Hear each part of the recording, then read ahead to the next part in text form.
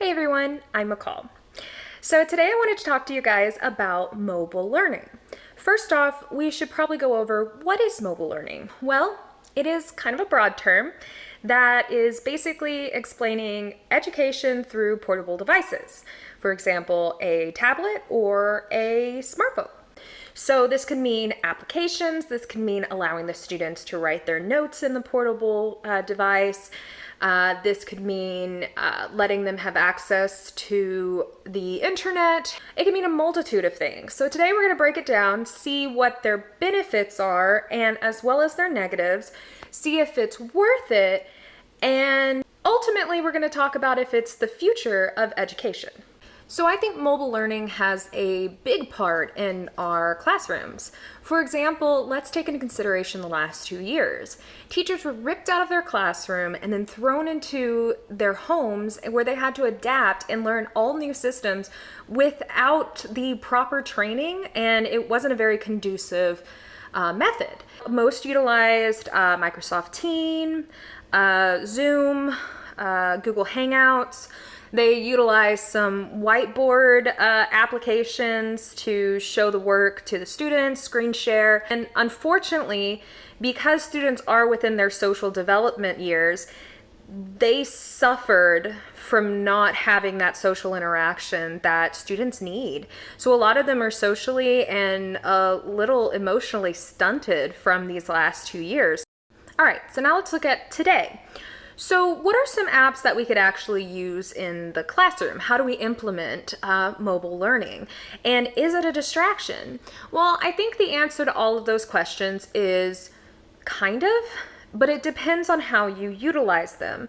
What regulations do you have on these mobile apps, and how are you going to enforce these regulations? I think something that it is imperative to elaborate on is that you need to be absolutely open, clear, and concise with your expectations and the rules in your classroom, especially with mobile learning, because it can be a distraction and it can ultimately detract from the lesson if you're not careful. So I think it's a valuable tool, but I think it does need to be regulated.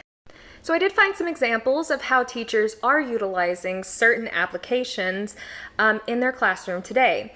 One of them was TikTok. There are multiple teachers that I've found on TikTok that utilize the platform for educational purposes.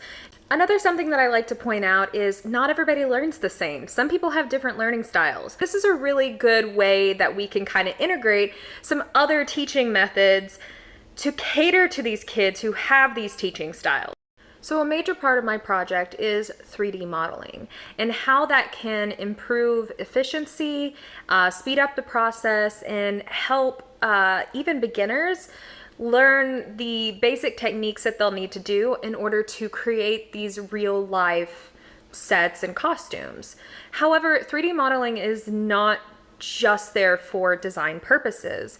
I've seen a lot of articles, research articles, about how it can be implemented in science to show all of the parts of the heart, allow students to kind of play with these organs or these specimens a little bit more, almost like a dissection, except it's virtual. I've seen it in social studies or history where the students are allowed to walk through the museums.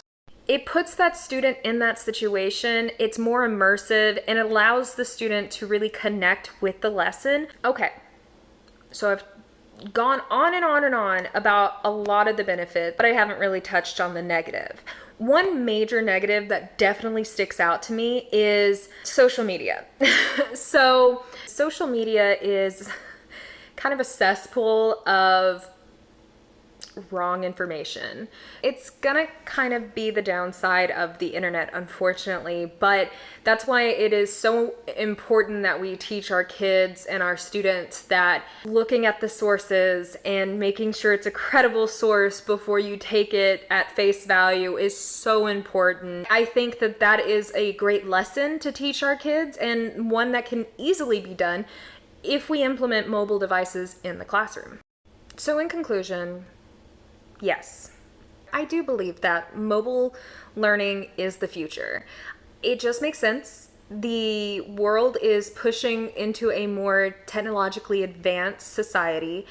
Also by allowing our students to use new devices, new apps, learn new skills through new technology, we're setting them up for success, especially if these are comprehensible skills that they can take out into the workforce. It has its downsides, just like everything. However, I feel like if the teachers are aware of these negatives and they have a way to kind of combat them and implement the rules and regulations that come along with allowing students a little bit more freedom to experiment, create, and innovate through mobile devices, it really opens the door for a lot of things. It's time. It's time to implement new technology in the classroom. If we don't move forward with the technological advances that we have today, and we don't push ourselves to be better, how can we expect our students to be? Thanks for listening. I am learning so much in this class. I'm having such a blast exploring all new types of technology, and I can't wait to see where we go from here.